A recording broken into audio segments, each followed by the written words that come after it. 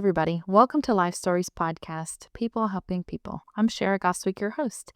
My guest today is Arnie Buss. Arnie is a communication and relationship building coach. We talked about listening skills and how to improve those. We talked about validation and why it's important and ways to connect when you don't feel like it is possible. Arnie was so easy to talk to, and he's got a wonderful program.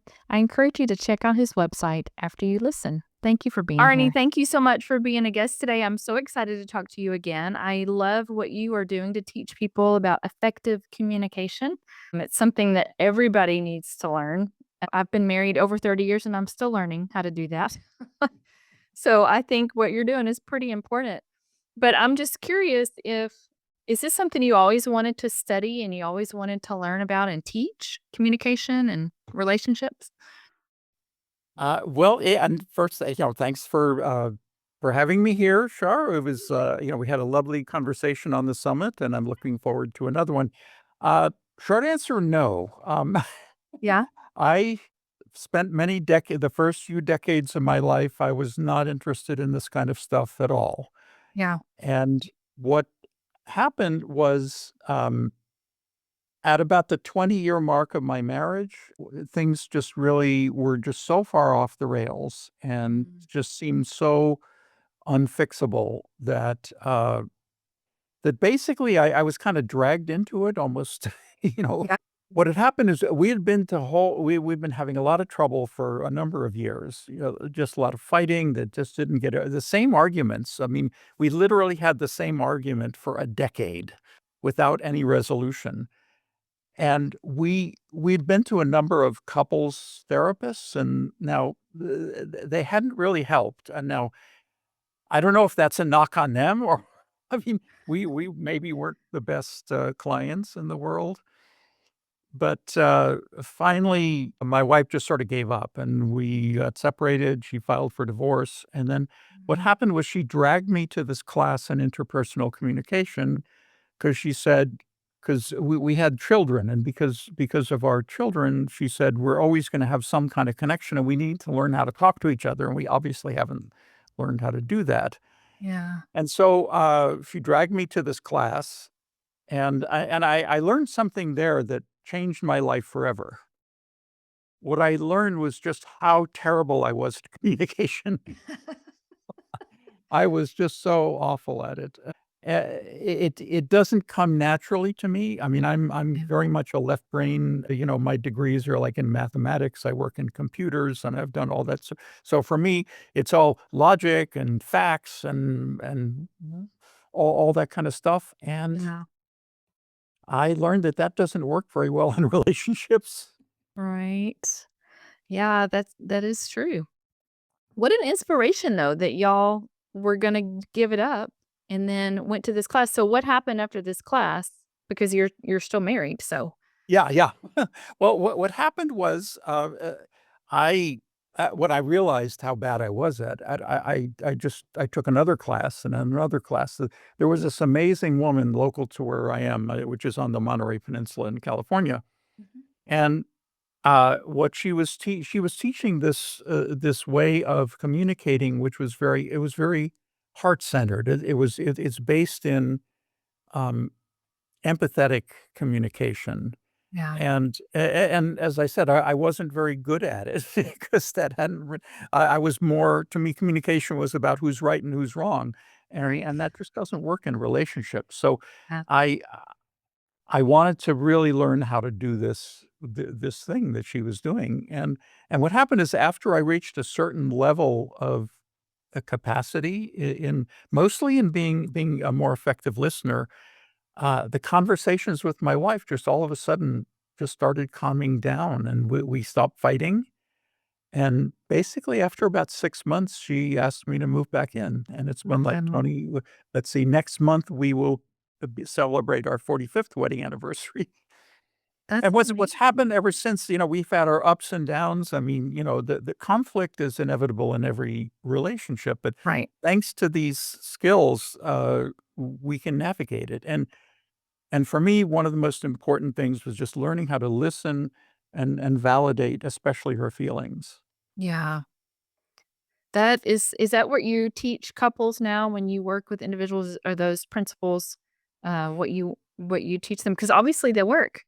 Yeah, yeah, yeah, that exactly, and that's what I try to convey. What and for me, the big part of my motivation came. I just kept studying with this woman because she was just amazing. She was so good and effective with it. She was just the most loving and lovely woman that you'd ever want to know. She was elderly, and when she passed away about 6 years ago, and when she did, it's like one of her longtime students and I wanted her teachings to continue, Yeah.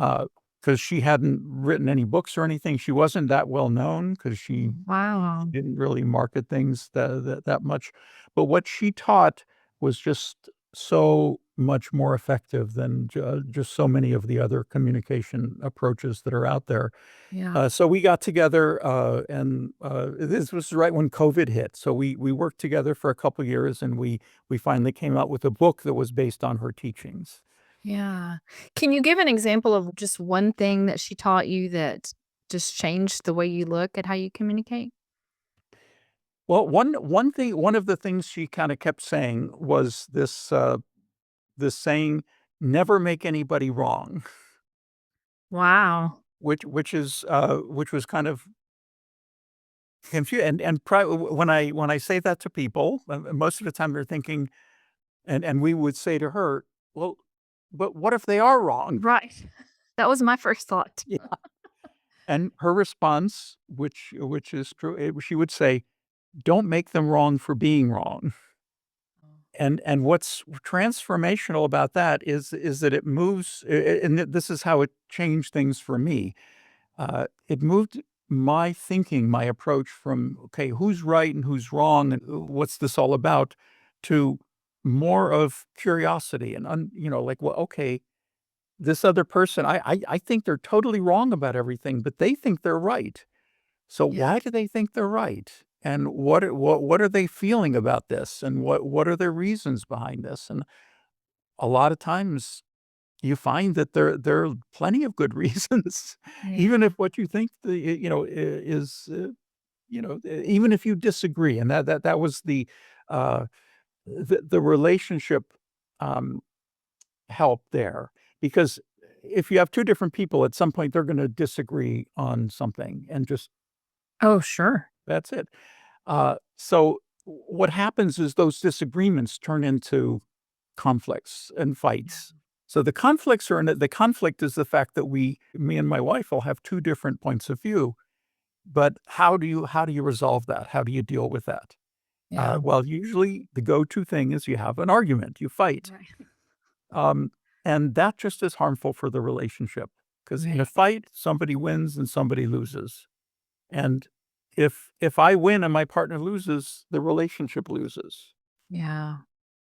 That's so good. I love that. I love that. I know that you've been teaching at the university level. Are you still teaching at the university level? S I'm still teaching, it's computers and Sure. things like that, so Sure. a whole different thing, and I've also, my co-author and I have been putting together, some courses. We have a few online courses, Oh, okay. about this.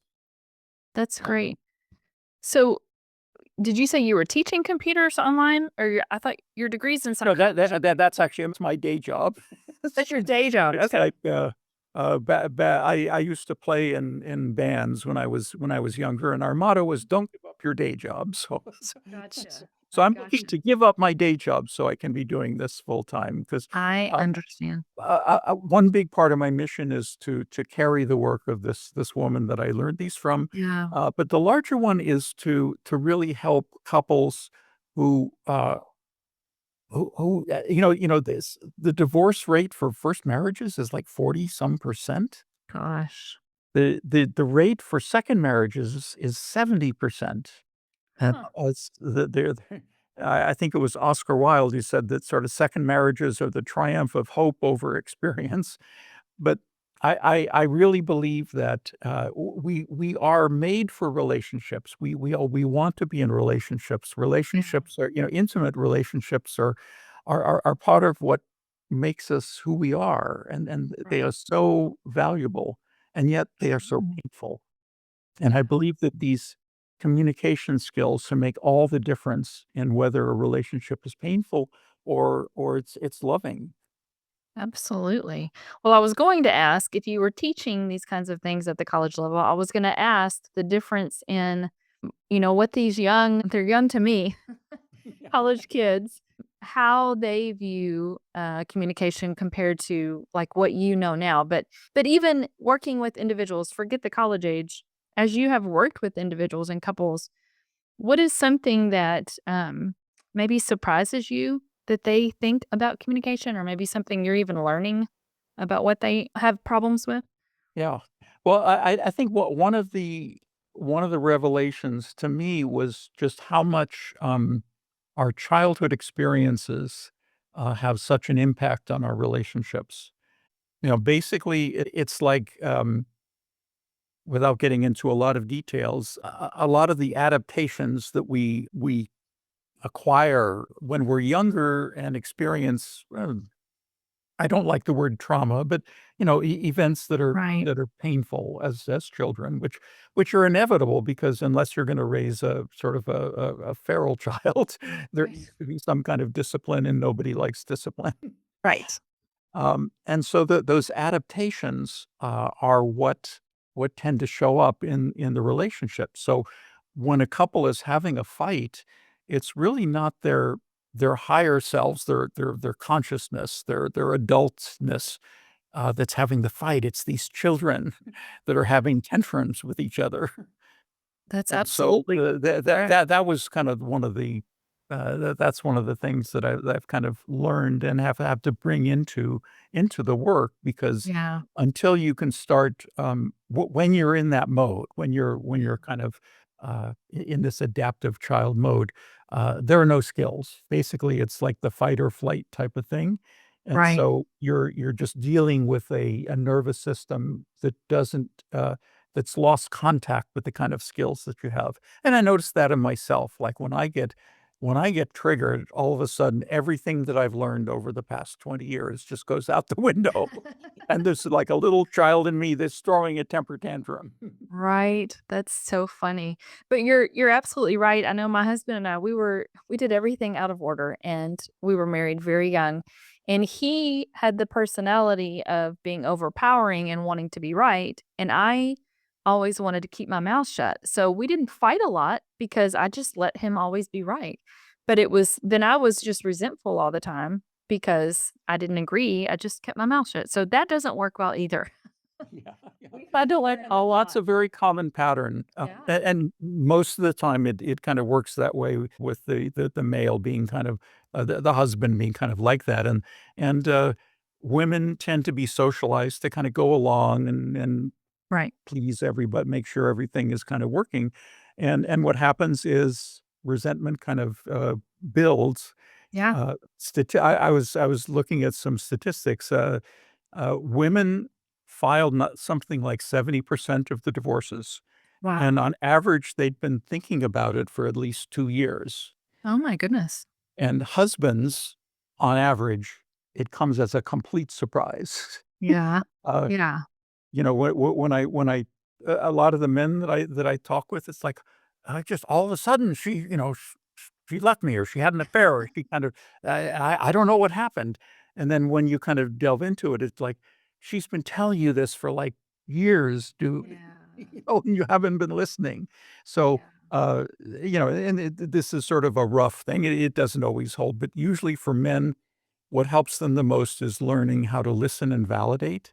Mhm. And often for women, it's kind of the complementary thing to learn how to speak up, express your needs, Right. but without being demanding, without coming across too shrill or too aggressive. Like, what tends to happen is, like, when that resentment blows, all of a sudden, Right. it just kinda comes like this tsunami, and Yeah. and, usually the guy can't really handle it.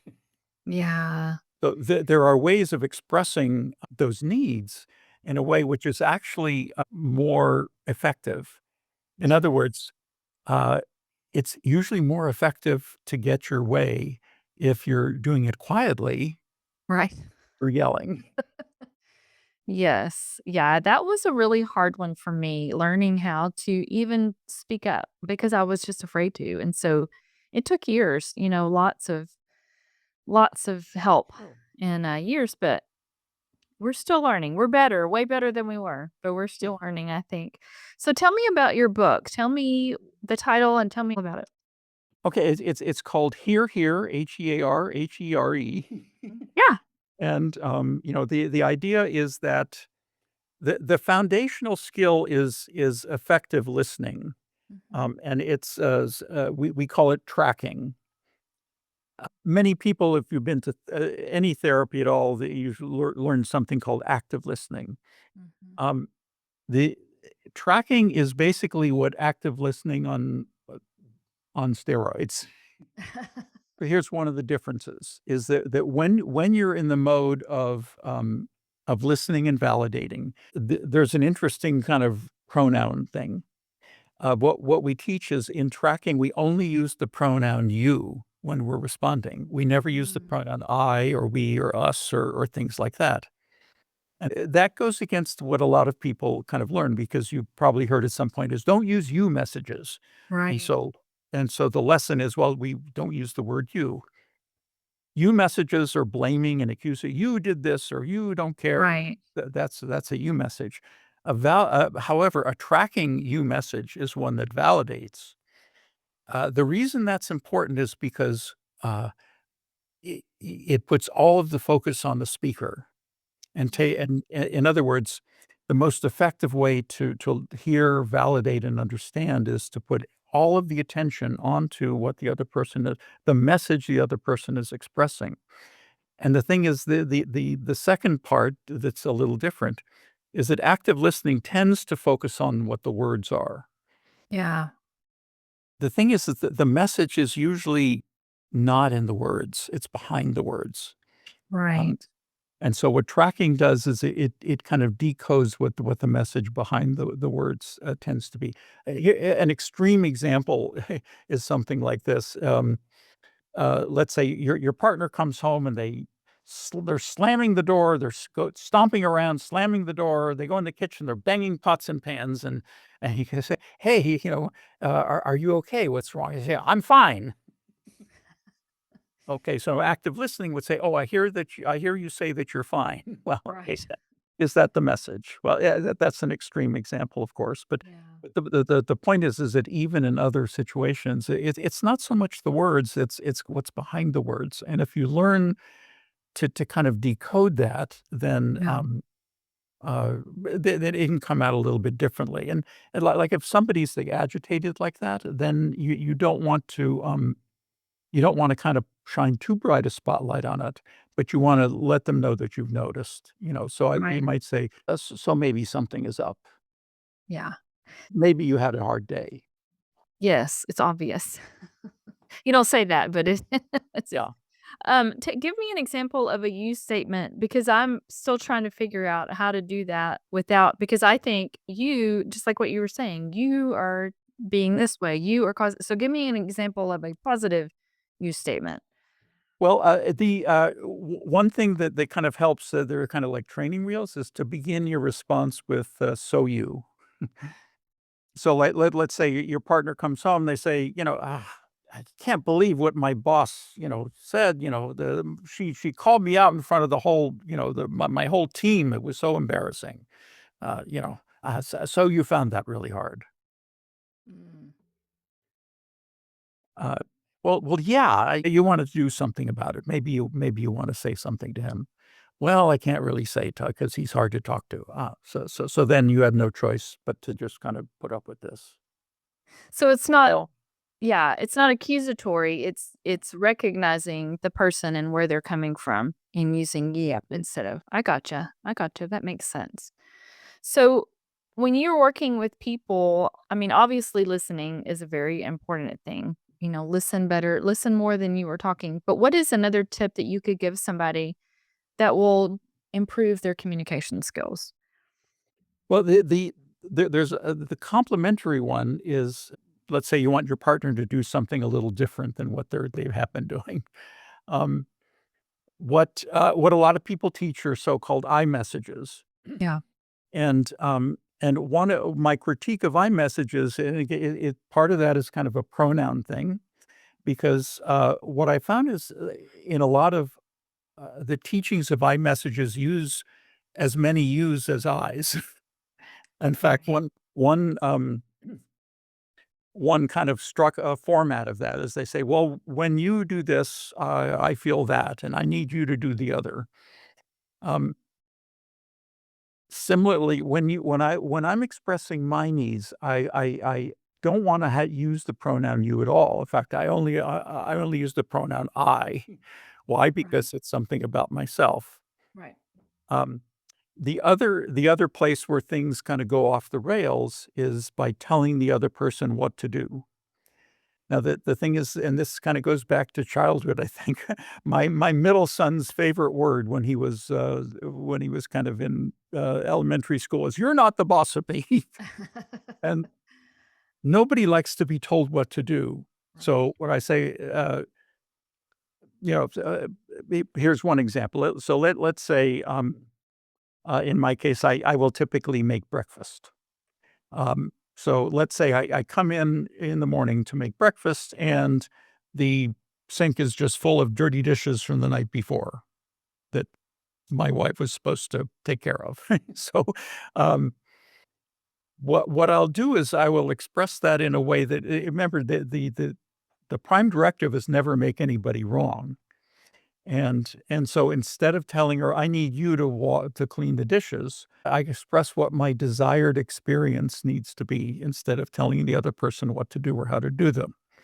So I will say things like, "I came in this morning and the sink was full of dishes." Um, when that happens, I find that I have to spend extra time to take care of them before I can make breakfast, and that sometimes makes me late for work. Right. I'd like to be assured that the sink will be clear of dishes when I come in the morning. Not, Yeah. "I need you to do it," but I need to be Right. assured of this particular thing. So, by expressing what your desired, uh, experience to be without telling them what to do, it tends to make people less defensive. It tends to, Yeah. uh, eh enroll them more into solving the problem together. Gotcha. That makes sense. How, in all the years that you've done this and studied and written and worked with people, how has your understanding of communication evolved? Oh, yeah, it's always evolving. Yeah. I'm always learning. Well, one thing is actually, I've kind of boiled communication down to just one very simple thing, and that is one person sends a message and the other person receives a message. Yeah. Um, and however, if one of those doesn't take place, then there's no communication. Mm. So if one person says something, but the other person isn't really receiving it, they may hear the words, but if they don't hear the message, then there's no communication. Yeah. One of the things that blocks that is that if I'm hearing something that I disagree with, then a part of my brain is going, "Okay, I'm gonna wait for the other person to stop talking so that I can set them straight." Yes. That makes me less receptive to what they're saying. In other words, I'm not receiving their communication if I'm doing that in my mind. Yeah. And so the important thing is to kind of put my thoughts aside in the moment where I can find them again. I mean, it's not that I'm not gonna make myself wrong, but in that moment, I put my own thoughts and feelings aside in order to understand as deeply as possible what the other person's message is. Right. I've been hearing a lot from therapists and people online. Well, communication skills don't really work. They're, um, what I've come to conclude, however, is that the problem isn't with communication skills, it's with the kind of communication skills that are being taught. Yeah. Uh, they tend to be a little more too superficial, focusing on the Mhm. words, and more to the point. One of the things that I've recently, identified is that particularly the listening skill being taught by a lot of therapists require both people to agree that we're gonna do this thing now. So you're gonna say something and I'm gonna repeat back, "I hear you say that this is Right. gonna get that right, blah, blah, blah." Here's and I started hearing this from some of the men that I was working with. They were saying, "Okay, we learned all this in therapy, and then we got home, and then when my wife was angry, she wouldn't do it." Um, so what was happening there? What was happening is that, in those cases, I believe that, she was getting triggered, and so when we're triggered, the skills go offline. Yeah, So any skill that you learn has gone offline. So the thing is that if the other and it could easily go the other way around. Uh, right. the thing is that if one person can remain conscious, then this tracking skill is what can still maintain the communication. But Yeah, if the thing is we both have to agree to this, then in that moment, there can't be any skills. right. So in at least several of these men, after I taught them tracking, they came back and reported that what they learned from the therapist had not worked in that moment. They Right. worked well when things were calm, but in that moment, it was this tracking skill that actually brought the two of them into more communion, into more connection. Yeah, that's awesome. I love that. I love that it's helping. And all the stuff that you're doing, the teaching and the coaching and the writing and what is your favorite thing that you get to do right now? I would say, but well, my favorite thing is when I see how these skills make a difference in a relationship. Yeah, I bet. Um, one of the one thing that happened, a few months ago is, last year, a woman came to me to work with she had, an adult daughter who was estranged from her. Mm, She said, "Well, could these, communication skills help with that?" And I said, "Well, absolutely." Um, the problem is that the daughter didn't wanna do it. yeah. So it's hard to communicate when there's none of that. But nevertheless, she then started working with me just one on one to learn how to do this. And what happened was, there was a smattering of text exchanges, and Mm, so I helped her respond in the texts in this with this sort of tracking like thing. And over time, the texts got less contentious. mm. And then that led to a few phone conversations, and in the phone conversations, again, I helped her, basically listen and validate what, was going through with the daughter, and then after several months of that, they actually had an in-person visit, and they seemed to have reconciled to a certain degree, so that That's was most, uh it just felt good that such a, difficult relationship could be, healed somewhat. They still have issues, of course. That was just one of the more recent ones, but just whenever a couple that has sort of fights, um, and it leads to just bad feelings, and if I can save a couple from being divorced, then that's just the most, satisfying thing to me because, yeah. I believe that we're built for relationships. Relationships are so important, and yet, there's a lot of pain in the world over them. Absolutely. It's gotta be very rewarding what you're doing, and so, I love to hear stories like that. If somebody's listening right now who is in the position that you and your wife were in so many years ago, where they just feel like they cannot communicate and it just would be easier to walk away, what is a piece of advice that you could give them to just begin? Well, to seek help. Yeah. Well, yeah. Yeah. And, I mean, as far as communication goes, I would encourage them, anybody in that situation to first start trying to understand and what your partner is trying to express. Yeah. Um, one thing that's helped me in that is the idea that feelings are always true. Um, thoughts and beliefs, there can be disagreements with, but we tend to kind of conflate those. If your partner feels something, then the more that you can validate what that feeling is without agreeing with any of the other Right. stuff, that usually can help things, just get a little bit more connected.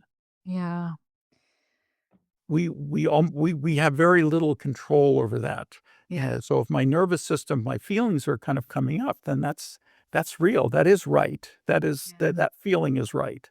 Yeah. And if I believe it, now if my thought is, well, you did this to me, and so I'm going to feel this about that. Well, my belief about that may be right or wrong because you may or Right. may not have done the thing I think you did.